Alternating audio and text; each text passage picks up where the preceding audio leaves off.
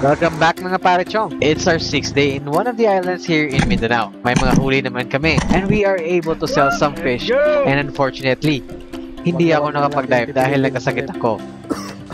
But I'm feeling a bit better na. Napakabait ng mga locals dito. Pinakain nila kami at pinahiram pa ng bangka. Join us for another spearfishing day in the islands of Mindanao. Let's go!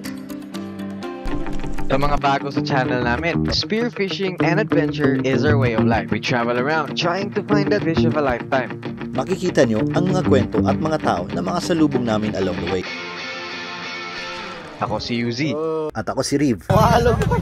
And this is Lurop Spearfishing.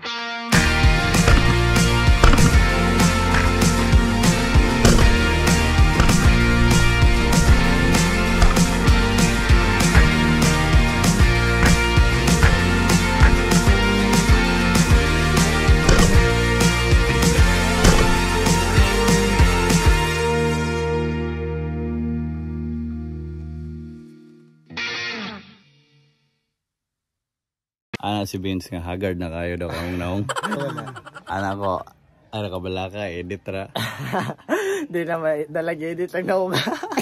Sa ano tog edit, tog nga niya itong naong. Bisan pag naka Pro Max maka. Lalo talaga tayong magagawa dyan mga parechong. Welcome back to another episode. Suiting up. Din makakuha na po meron Barracuda. Di mo siguro. 5th day ko sa Australia. 5th day dahil may karon. So, medyo kuhan ang island ba? Di kasi ingon nga, na po isda. Challenging. Di kayo ingon nga, ka na bitong may isda. Sige ta. May sa ako sa video ng amigo dre kay ang si Don. Tang usa, wala pagyapon na ayo. Mga parechong. Magduyan lang muna tayo. Sabayan niyo ako. Sabayan nyo ako sa biyaheng to, sa duyan. Mag-vlog na ganyan, no? Musta yung biyaheng sa duyan ba? Bro, kahit ano mo, kasi sikreto ng straight dive tire ligapon. Quick dive, ragot. Minimum mga 15 drops. Kita yung previous episode, yung buffalo, iyag yung gikuha yun, walag. Para ako agito, guys, saan na ito na? Limot kong butang sa kaban, no? Para sa rumping nga legendary diri daw. Kana kag mga taga ng noong daw. Din mamsa nga mga kong lamisa. So diri sa isla guys, namo yung mga legend. Number 1 legend, octopus nga dako kayo. Basta daw makita kag octopus nga daw pila to kilo. Wala mag-ingon no. Basta daw kayo number 1, number 2. Rumpi daw. Itong rumpi nga legendary nga. Legendary. Murag adik-adik bitaw nga daghan na kayo kuan diri ang baba kanang mga taga. Marami nang taga. Guys. Si Raymond po mo kuha tong murag lobby ka kuan, lobby. Number 3, nay mamsa nga mura dag lamisa kadak. Pero Wani something a coffee table day today gamay nga lamisa. Unsa kaya nga lamisa? Buntag nong. Morning. Dive mi kadali. Sa to din ginabuhat guys karon galakaw ta kay kusog kay sulog. Mahal, 200 lang. Ha? 200 ma'am? Grabe guys, ang yun nilag 200 ang bupalo. Ang GT 230 magani dito sa kumprahan. Ang GT lang ko. GT. Tagaan to GT. Sige. Di manguhan ta ron, manguhan ta og giant Toblerone. Di atang 200 yung gusto ma'am, dara mo. 200.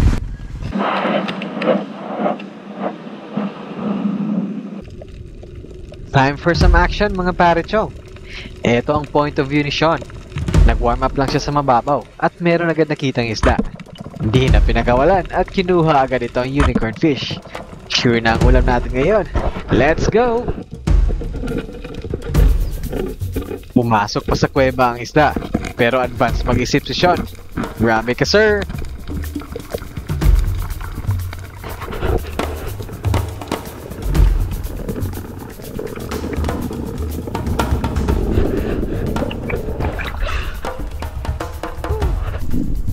Dito naman ang point of view ni Raymond mga parechong. Meron siyang nakasalubong na School of Bluefin Trevally at Triggerfish.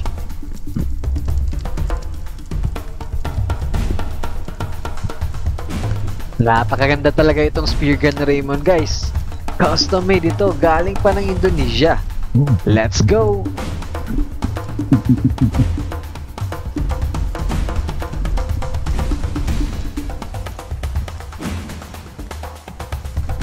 Kita nyo naman na malakas ang spear gun niya at wala pang recoil ito. Kwento na Raymond, di pa raw siya nakakuha ng oceanic triggerfish, kaya ito ang pinili niya. Usually guys, nasa blue water o sa malalim ito makita, pero this time, nandito lang sila sa gilid ng isla, kaya di na nagdalawang isip si Raymond na kinuha ito. Sheesh!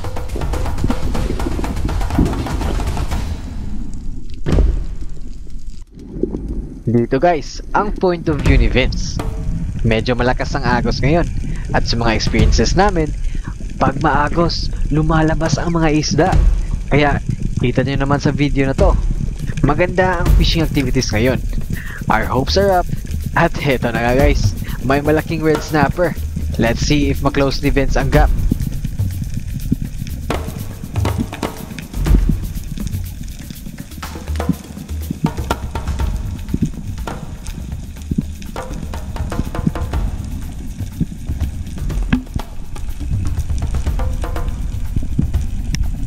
Ayun, lumayo guys.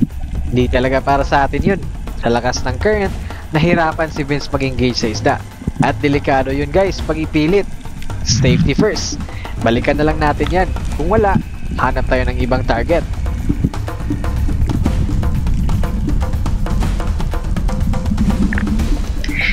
Dito mga parechong, tinangay si Vince ng agos. Pero just stick to the plan. Go to the bottom, wait for a while, do some grunting, and do some dusting. Sa mga di nakaalam, these are one of the techniques para maka-attract ng isda. Kayo, ano ang hunting techniques nyo? Comment nyo sa baba. Before tayo magpatuloy guys, we would like to promote our sponsors for this trip. For waterproof bags, check out Survival Outdoor Shop. People like us na nasa dagat lagi, it's always important to keep our clothes and electronic devices dry and safe. For affordable freediving gears, customized fins, check out Escapade Outdoor Gear Shop. Also, we can guide you to some of our best spots here in the Philippines. Just message our Facebook page mga parechong. At syempre, gusto ko naming pasalamatan parechong. Thank you sa patuloy niyong pag-follow at manonood sa aming mga adventures. Dahil sa inyo, we are able to continue this journey. And lastly guys, please don't skip the ads. Napakalaking tulong sa amin yan. Thank you mga parechong. Let's go!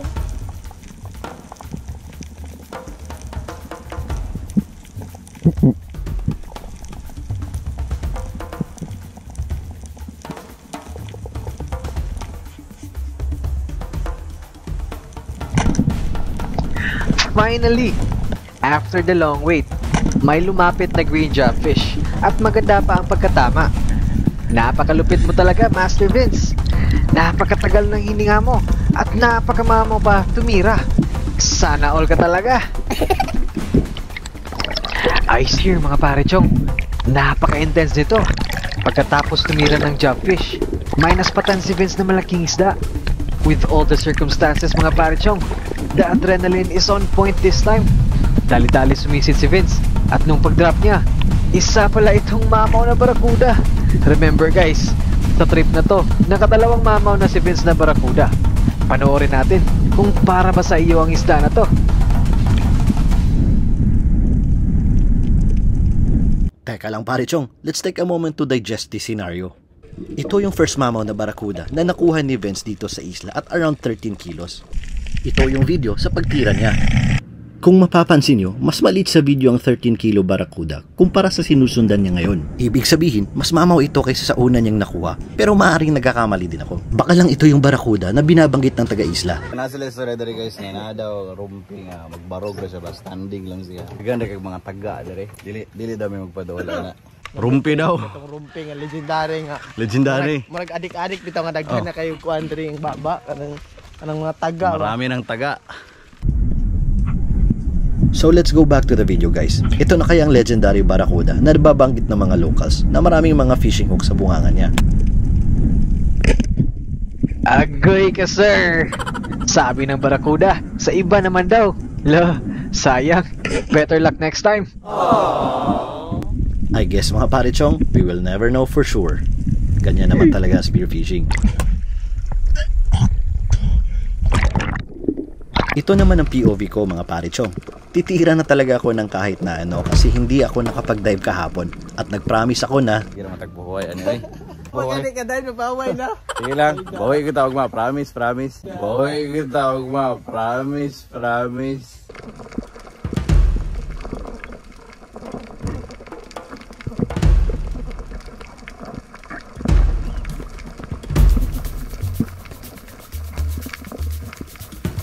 negative talaga mga parichong. Ito nga pala yung spot kung saan tayo muntik na nakatira ng tangigi kahapon. Kaso, nahatak ang line ko sa lakas ng current.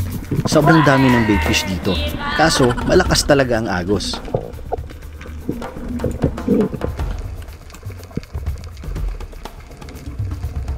Sa lakas ng agos, ayun, napadpad ako dito kung saan kanina muntik makatira si Vince ng red snapper. At may mga ilak naman. Okay na to, matupad ko lang yung promise ko na babawi.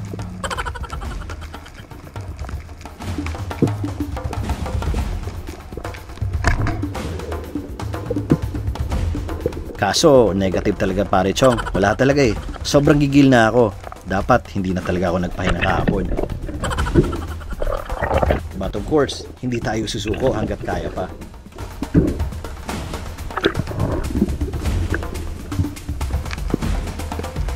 Here we go, another dive sa mas malalim na spot. Let's see kung may mahanap tayo dito. Waiting game mga parichong. Let's keep our head down and try to attract some fish.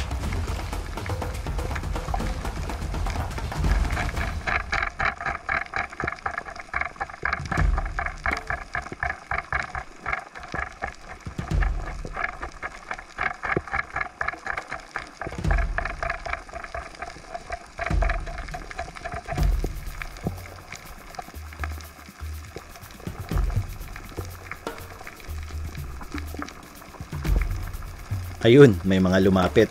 Kaso lang feeling ko talaga may mga pelagic dito, kaya hindi ko muna ito titirahin.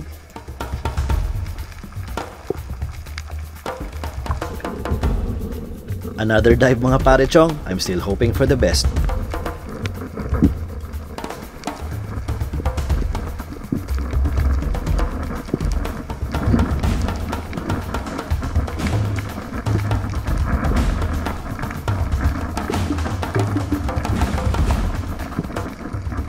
At ayun, finally, may isang pelagic na lumapit. Isang dogtooth tuna. Let's hope na makuha natin to.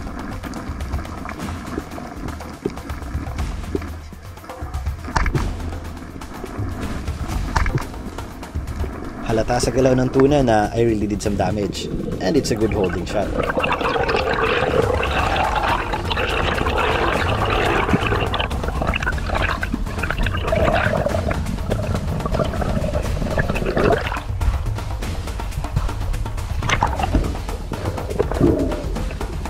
Ay, salamat mga pare-chong. Nakahuli din tayo. Isang decent size na dogtooth tuna.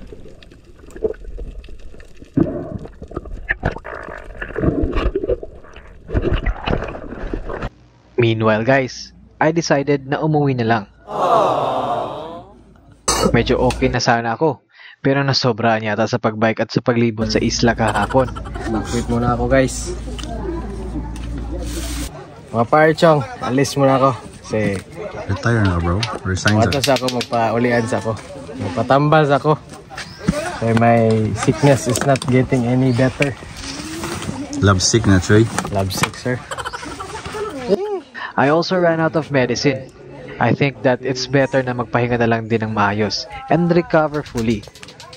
Ayan guys, since walang biyahe, and then pauwi na yung ibang cottage dun. Sabay na ako sa kanila. So yeah, best of luck mga sir. Hunt more fish. Paalala lang din to sa mga kapwa-spiros natin dyan. Pag may sakit kayo, huwag natin ipilit. Dapat nasa kondisyon tayo lagi. Ang spearfishing, nandyan lang yan. I tell you guys, it's better safe than sorry. Bye sir. Isa mo may expect na master kayo. Ang kuha, pili mo tira o gubos G's. Ang yan yung paborito. Kani di ay. Naisog ba? Purito kanisda. A few moments later. Later that night, dahil sobrang lungkot ni Sean at ni Vince na umalis si Uzi, nag-decide na lang sila na mag-night dive. Magado ba ta? Yeah. Kasi itong kuhan dahil, kuha na ta, ato na ta Gani. tayo para Gani, adobo or... Unsa na ka? Saloy na palit ice o kanang Ricardo sa nainail na nilag haling. Ang kalungkutan namin guys, idadaan na lang namin sa masarap na kain. The next day. So at this point mga pare chong, kahulat lang sa mga rides. Once mabuto, gonna be transferring to a different island. Ayun, dito na pod mi mamana. So we're gonna be resting today. Mamuhuway mi to be fully charged for the next island. Magpakusgan mi para makapamana ng dili sakto. Kaya wala naman nakita ng murag lamisa kadako dire. Kaya wala mi kitag marag lamisa kadako nga Mamsa. Tribali. O murag kadakag lubing nga. Murag kada kag lubing nga katuwad nga naay taga. May taga sayang. Nga barakuda o octopus nga dako kayo. Wala na kita. So balhin na mig isla. Basig ni migrate dito. Basi pod. Wala man ta kabalo, basi pod. Basi pod ni migrate dito. At ayun na nga, it's our last day dito sa isla mga pare chong. Not everything went according to plan pero sobrang saya pa rin ang experience namin dito. Hindi lang maganda ang isla, kundi sobrang sagana pa ng marine life dito. Mga pare chong, figure out what makes you happy and do something about it. Magsikap and you go for it kasi minsan lang ang buhay, wala tong rewind. And of course, mas masaya ang mga adventures if you share sa mga totoong tao na may tiwala sa'yo at makakapagtiwalaan mo.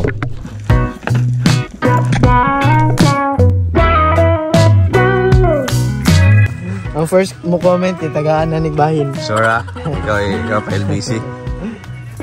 Free shipping na. Para wala. Ba? Marinate sa nig mga. A few moments later. Yes, nana. Nana! Abot na. Abot na. Payag na ba dito bro? Okay.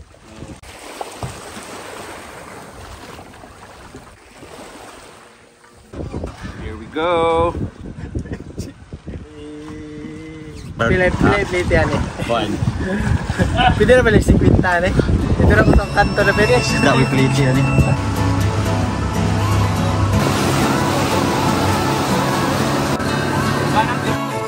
And here we go, time for the next destination. Isa na namang isla ang ating bibisitahin. Hindi tayo kompleto kasi wala si Uzi, pero we will make sure to connect with him para pa rin natin siyang kasama. We're not sure what's gonna happen. Success man o hindi ang susunod na adventure, let's hope for the best and be thankful pa din. See you next episode mga pare chong.